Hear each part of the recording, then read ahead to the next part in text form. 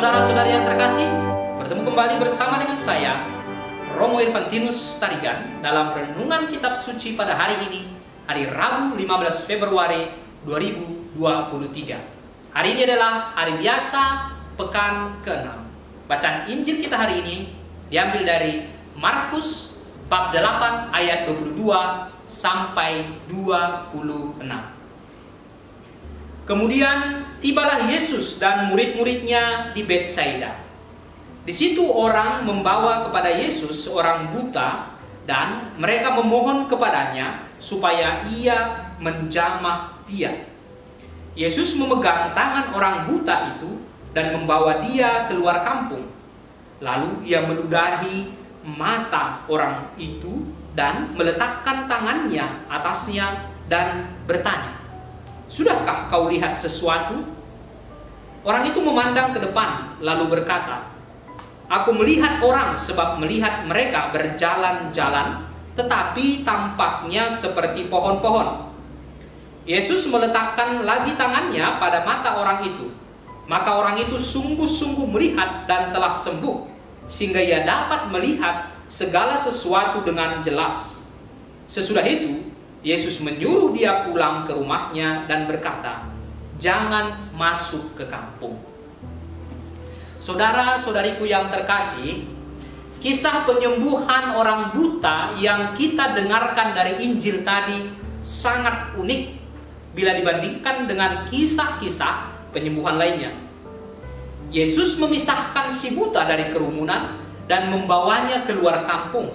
Yesus kemudian melakukan intervensi. Tetapi awalnya tidak terjadi penyembuhan total. Maka si buta mengatakan, "Aku melihat orang, tetapi tampaknya seperti pohon-pohon." Oleh karena itu, Yesus melakukan intervensi lanjutan, yakni meletakkan lagi tangannya pada mata orang itu. Barulah pada intervensi kedua ini, si buta bisa melihat segala sesuatu dengan jelas. Apa yang bisa kita petik dari proses ini, saudara-saudari? Paling tidak ada 4 hal. Pertama, Yesus membawa si buta keluar kampung. Kita fokus di situ sementara. Si buta dipisahkan dari hiruk pikuk kerumunan massa, sehingga dapat tinggal berduaan dengan Tuhan. Kita memang butuh tinggal berduaan dengan Tuhan, berhadap-hadapan secara personal dengan Tuhan. Kesadaran itu yang membuat banyak orang sekarang ini mengambil waktu untuk rekoleksi sehari atau retret beberapa hari. Sangat menggembirakan bahwa ada begitu banyak orang yang mengalami pencerahan selama masa-masa rekoleksi atau retret itu. Mata orang seperti dibukakan sehingga melihat orientasi baru dalam hidupnya. Maka saudara-saudariku yang terkasih, Anda yang sedang mendengarkan ini, marilah ambil waktu untuk bertemu seorang diri dengan Tuhan. Entah dalam bentuk rekoleksi atau retret, atau memberikan waktu teduh bersama Tuhan dalam keseharian Anda. Cobalah, maka Anda akan merasakan faedahnya. Yang kedua, saudara-saudari, penyembuhan biasanya terjadi seiring dengan berjalannya waktu, secara bertahap, bukan dalam proses instan. Kita memang cenderung menganggap bahwa sesuatu dikatakan mukjizat hanya kalau kejadian itu berada di luar proses yang lazim. Padahal sesungguhnya kebanyakan mukjizat terjadi dalam sebuah proses yang alamiah.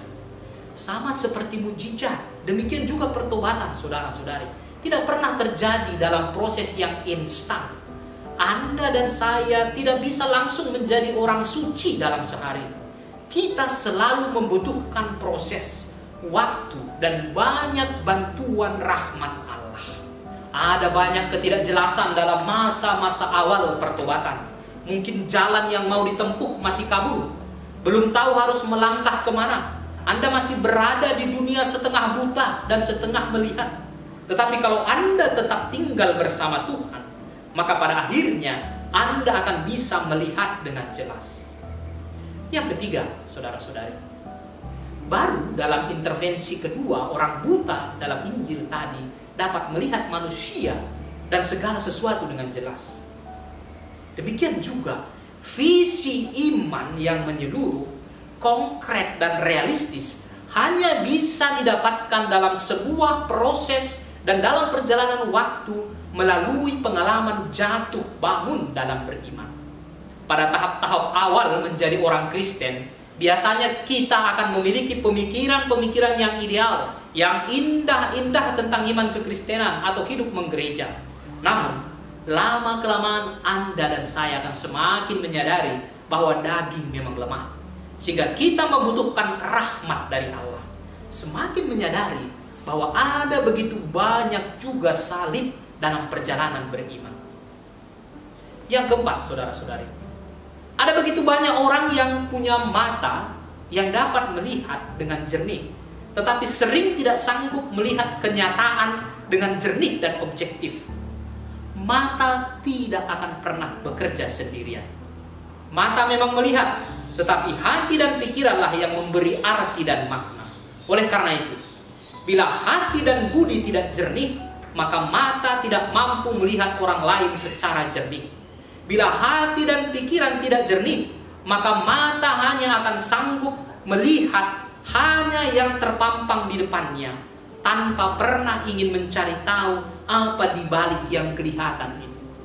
Saudara-saudariku seiman, mari kita bermohon agar Roh Kudus memampukan kita untuk bisa bersabar dalam sebuah proses beriman, dan juga mampu untuk tidak terjebak sekadar pada apa yang terlihat oleh mata, tetapi juga melihatnya dengan hati dan budi. Tuhan memberkati Anda sekalian.